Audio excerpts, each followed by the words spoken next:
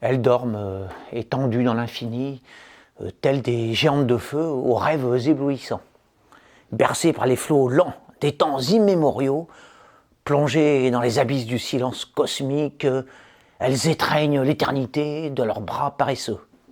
Indifférentes à nos minuscules échelles de fourmis qu'elles ignorent, à l'usure de nos pierres qu'elles surpassent, d'un clignement d'étoiles à nos civilisations trop brèves qu'elles survolent d'un coup d'aile, elles côtoient l'illimité, ne visent que l'inconcevable, n'attendent que ce qui n'a point de fin.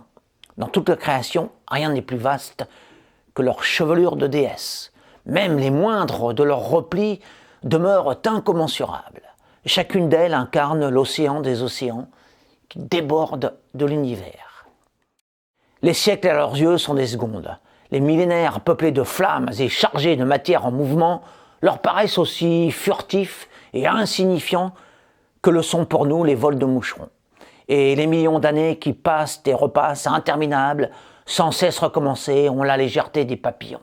Pour peser l'équivalent de l'ombre d'une plume à côté de ces monstres, il faut avoir une pensée de montagne. À leurs pieds, nous ne sommes que des particules, des atomes de fumée. Chez elles, tout se compte en vertiges et mystères. C'est la mesure des dieux, non des hommes. Et ici, mes mots ne parviennent plus à être assez grands pour décrire ce qui dépasse nos vues étriquées de mortels. Nous vivons 100 ans, elles brillent plus longtemps que le souvenir de la poussière de nos os. Seules nos âmes sont plus durables, mais tout le reste, elles l'écrasent et l'ensevelissent. Les galaxies, aussi démesurées soient-elles, ne sont pourtant que des grains de sable éparpillés dans l'immensité céleste.